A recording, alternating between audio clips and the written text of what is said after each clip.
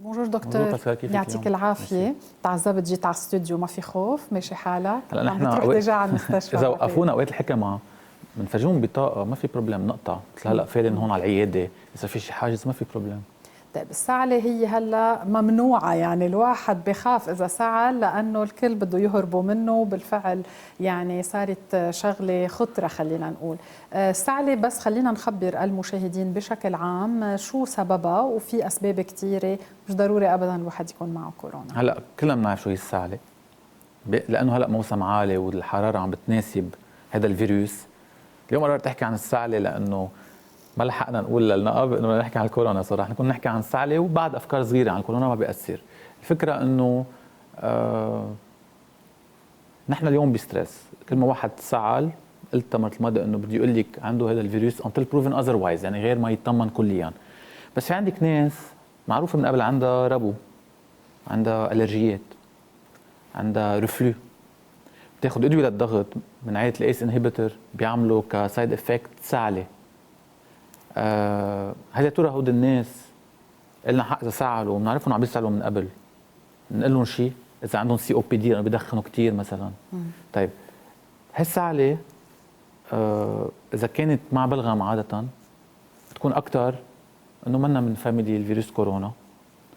واذا شخص سعل اذا في كورونا او لا خليكم بعيد عنا على كل الاحوال متر او متر ونص، مزبوط. بس حرام انه كل ما واحد سعل كمان نعمل بانيك. فينا ناخذ احتياطاتنا نكون اليرت بس ما نبانيك ونجرحه ويصير هو مستحي من السعله، لانه الاحتمال ان تكون كورونا اقل بكثير. واللي مش رح نجرح حدا، كل واحد قاعد ببيته. مش مفروض حدا نفس البيت قصدي يعني مثلا 100%. هون دكتور اذا بدنا نحكي عن الموضوع السعله بحد ذاتها، في هون في ناس عندهم ألرجي، في ناس عندهم مثل ما قلت تاريخ بالسعلة، على ستريس هلا قد ايه عم بتزيد، وبنفس الوقت ما بعرف لما تقلي هلا عوارض مرض او خايفه منه لهالدرجه بصير بالانكونسيون تبعي مثل كأن بدي اسعل غصبا عني. فكمان هون شو سببها بيكون؟ هيدي بارت الانكزايتي بتاثر في شيء اسمه هاب. نحن في اجانا مرضى عملنا لهم كل الفحوصات حتى بنشوف اذا ما في نموني، في منهم اجوا فنجل فطريات بيعملوا سعله، في ناس عندهم مشاكل بالتونسلز باللوزات تبع الزلعيم، في ناس عندهم بيناموا غلط، سليب ابنيا بيعملوا سعله. الاسباب السعله كثير كثير كثير كثير كبيره. في منهم بيعملوا بوست نيزل دريب، يعني بيكون عندهم سكريشنز الافرازات من المخور عم ترجع على ورا وتعمل هالسعله. الفكره انه اليوم نحن نعمل انفستيغاسيون مبنيه على رواق ونقدر فريمون انه نخفف منها.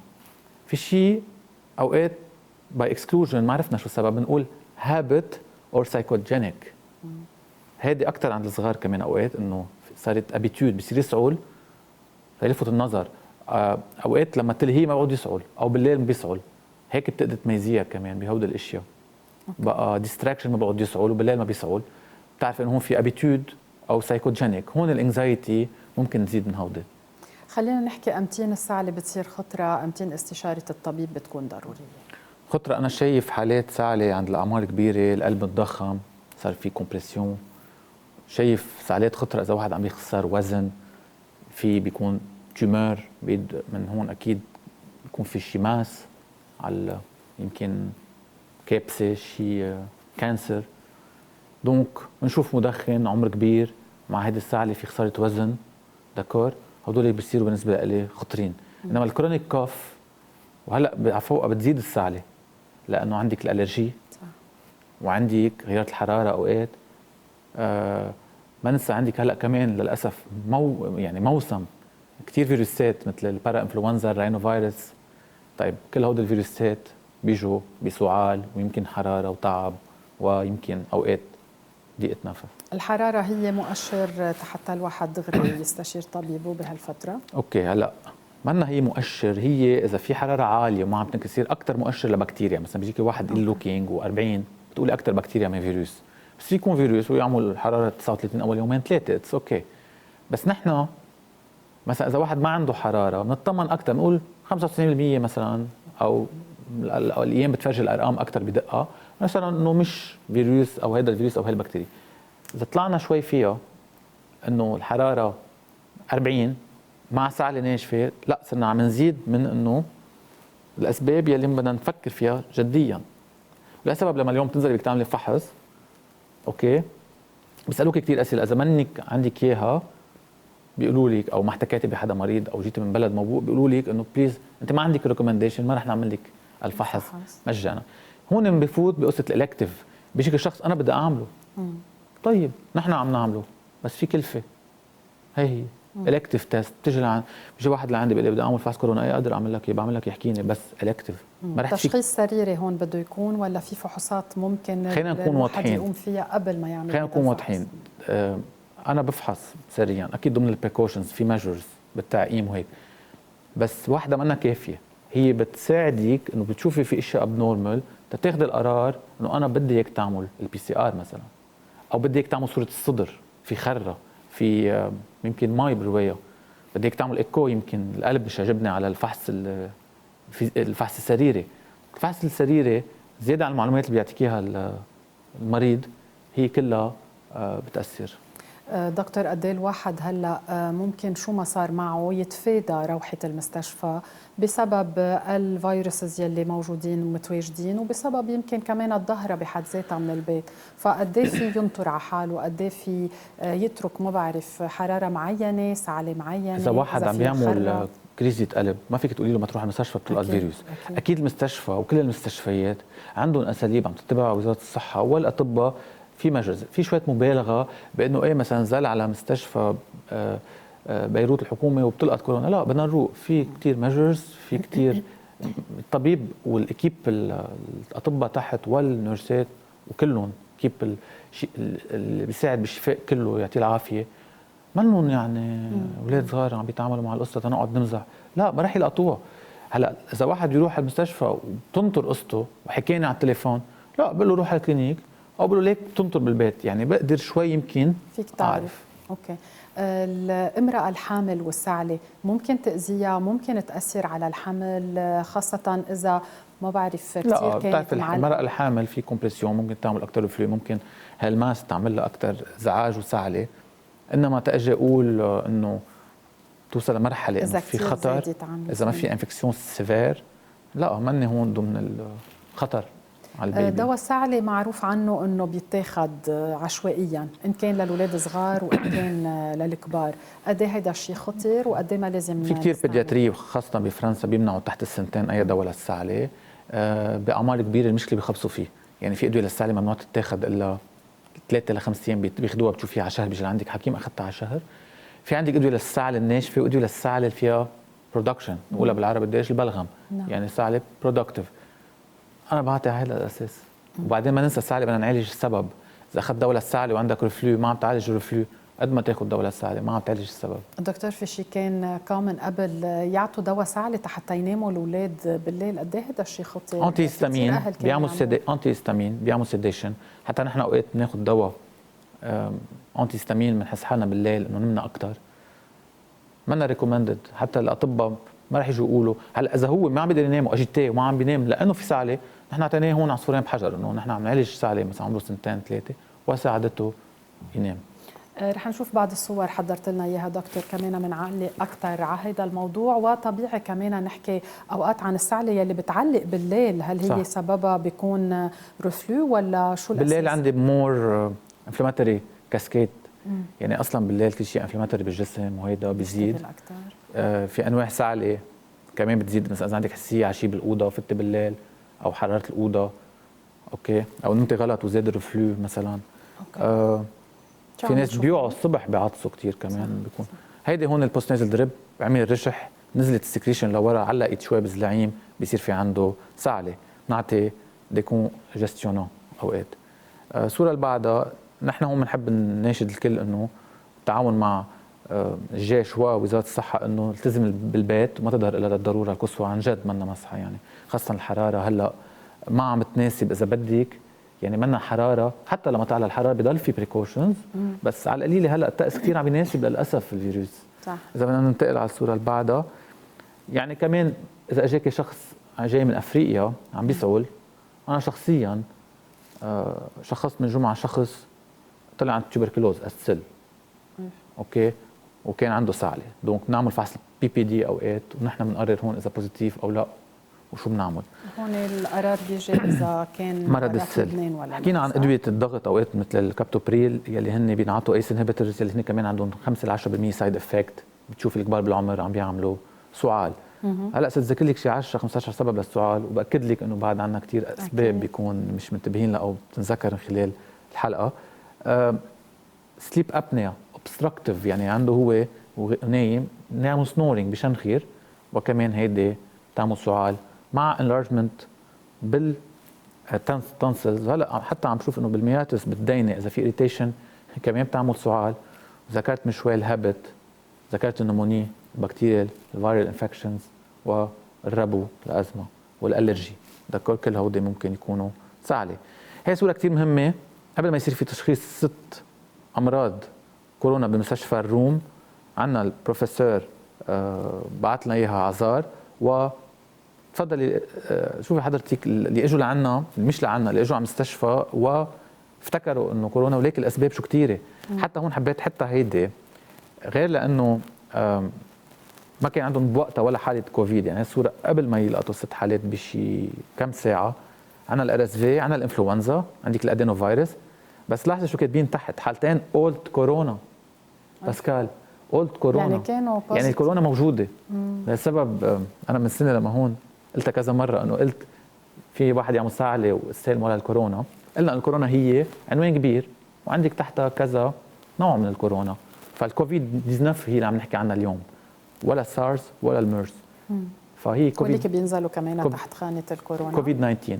يعني الكورونا في فتره تصت لانه ما يعني ما عاد بدنا نشخصها، انه انت ما بدك تشخصي شيء بتعرفي تعالجيه. يعني انت اجى شخص عنده فيروس، اذا ما بدك تعرفي انه انفلونزا او بي تعمل السواب، خلص فيروس عم بتعالج سيمبتوماتيك، ما بدي انا اعرف اذا هو راينو فيروس بوقتها او كورونا. هلا اليوم مع الميوتيشن، مع التغيير جين الجديد، مع شيء اجريسيف عم بيعمل 3% مورتاليتي، هيدا الشيء صار بدي شخصه، بدي اعرفه، تعرف شو عم بواجه اكثر. دونك هيدي القصه.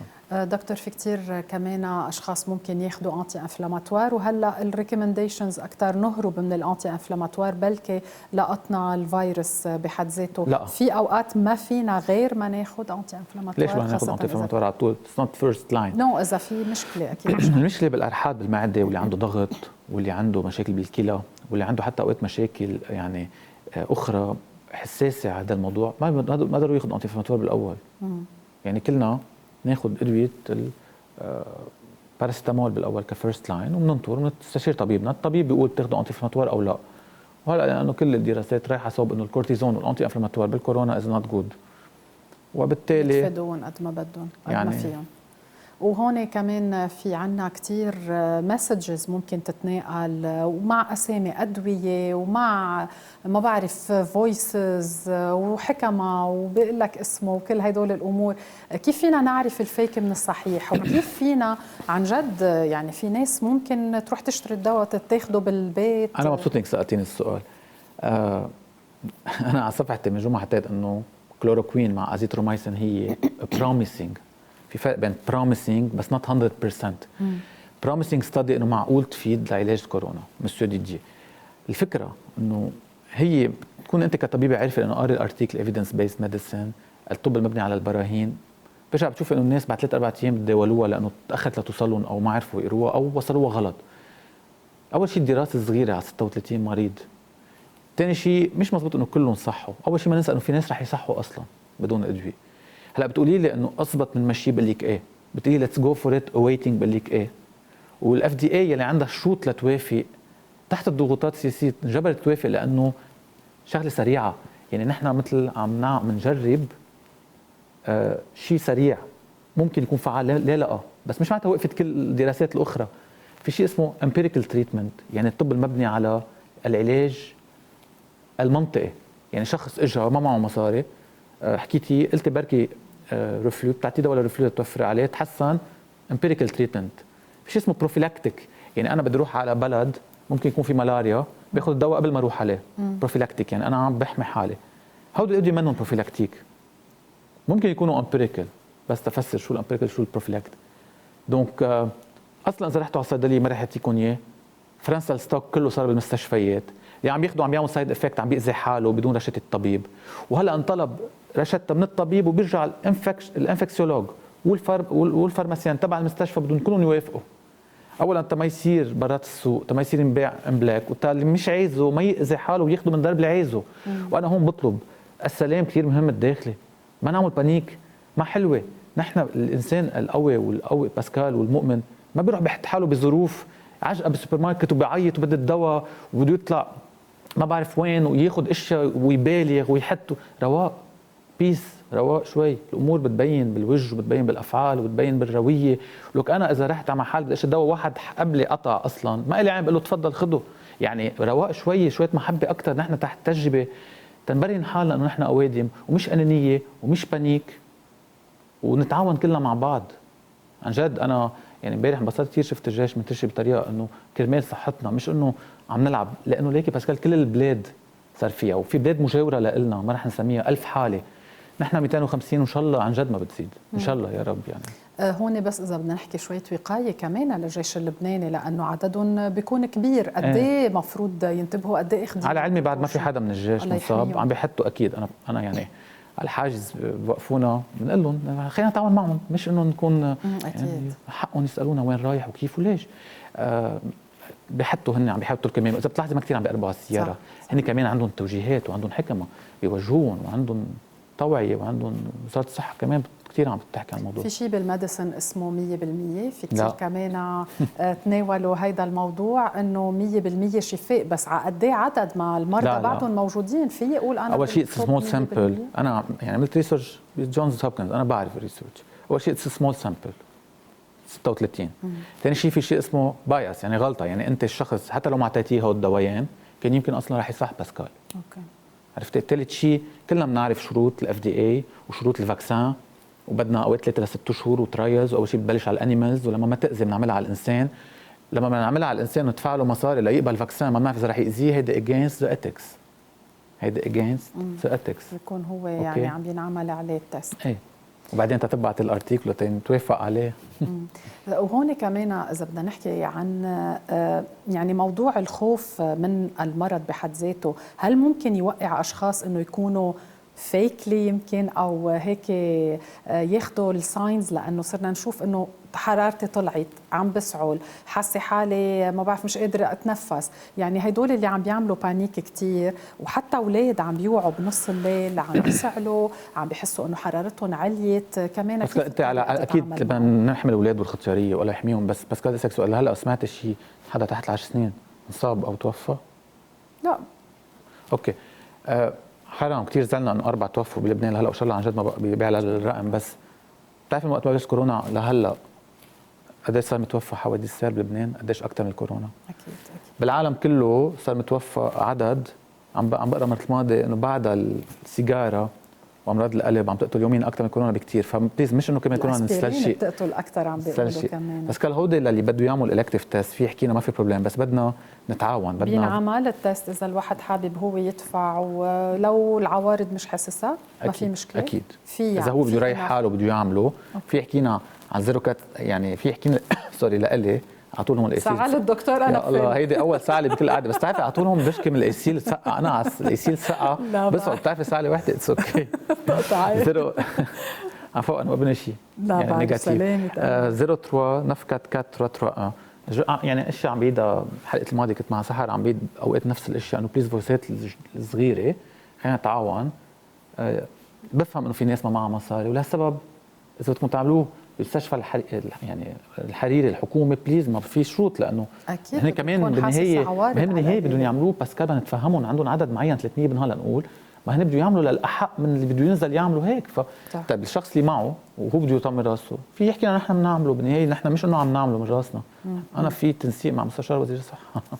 يعطيك الف عافيه والله يحميك دكتور ويحمي الجميع. واكيد انتم الاطباء وكمان النيرسز دائما بنقول لكم يعطيكم الف عافيه. انا عم بعمله من فوق وقت يطلع نيجاتيف كل 10 ايام بعمله بيسوى طمن راسي. لا انا يعني ما بيأذي، لانه انت عم تاخذي سواب من المنخور او اوروفارنجيلي، انت ما عم تأذي حالي.